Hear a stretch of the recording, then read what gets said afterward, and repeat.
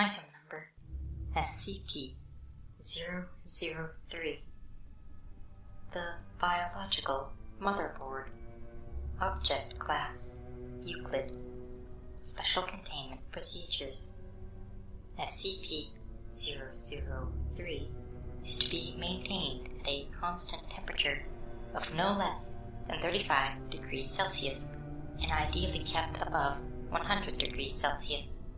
No living multicellular organisms of Category 4 or higher complexity may be allowed to come into contact with SCP-003. In the event of total power failure, if SCP-003-1 begins to increase its mass, assigned personnel must engage in skin contact with SCP-003-1. Ideally, personnel may use their body heat to return SCP-003-1 to above the critical temperature.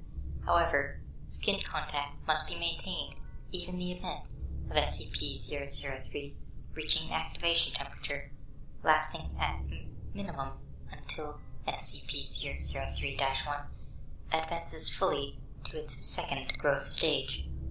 Personnel who enters SCP-003's containment area must first be examined for body parasites of Category 4 or higher complexity, and sterilized if such organisms are present.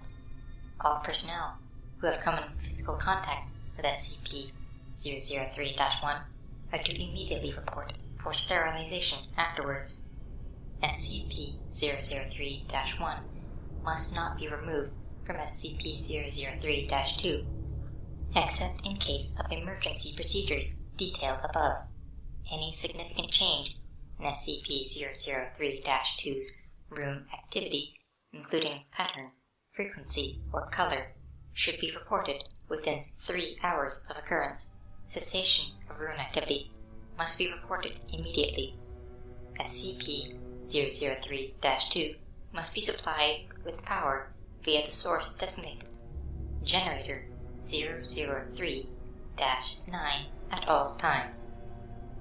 Description: SCP-003 consists of 2 related components of separate origin, referred to as SCP-003-1 and SCP-003-2.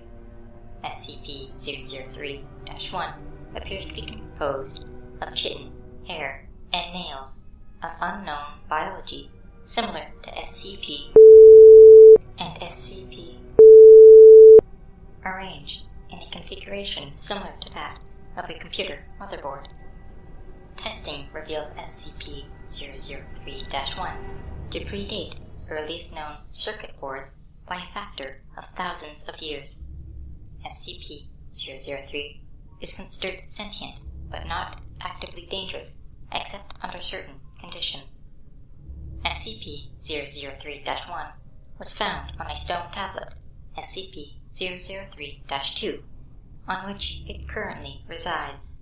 The runes on SCP-003-2 are not part of any known language and emit pale, flickering light patterns.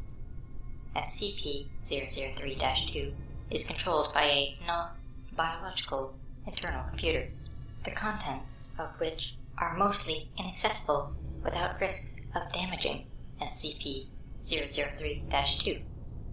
SCP-003-2 is capable of controlled emissions of radiation, including heat, light, and anomalous radiation types.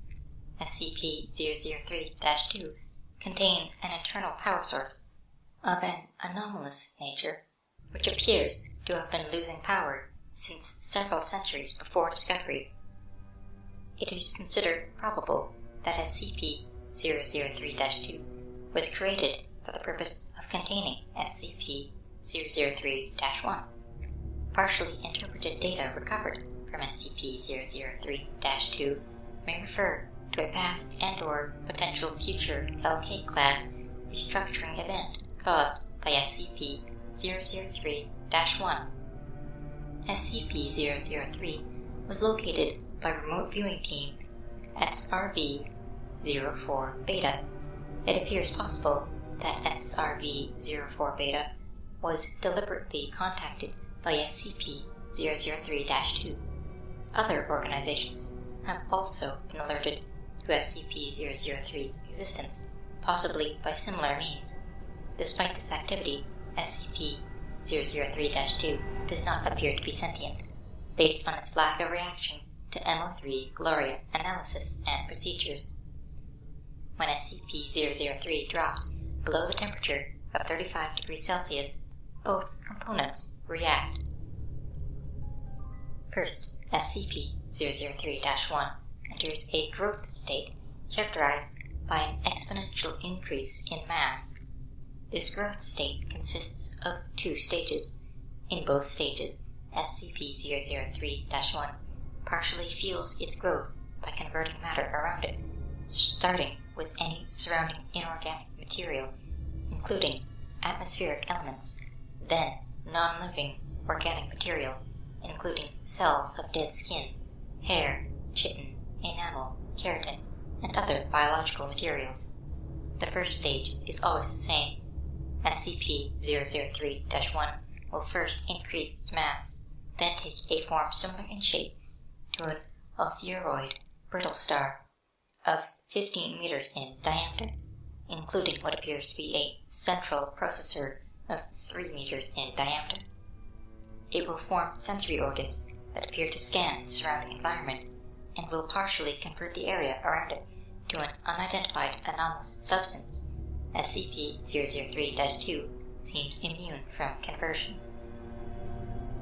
The second stage describes a growth alteration, which occurs when SCP-003 comes into contact with living organic material. SCP-003 appears to template itself off of the organic material and will attempt communication with organisms that match its initial template or templates. In its second stage, SCP-003-1 may pause, slow, or change its growth, and it will also convert inorganic and non-living organic material elements into functionally similar structures while anomalously altering their physical makeup.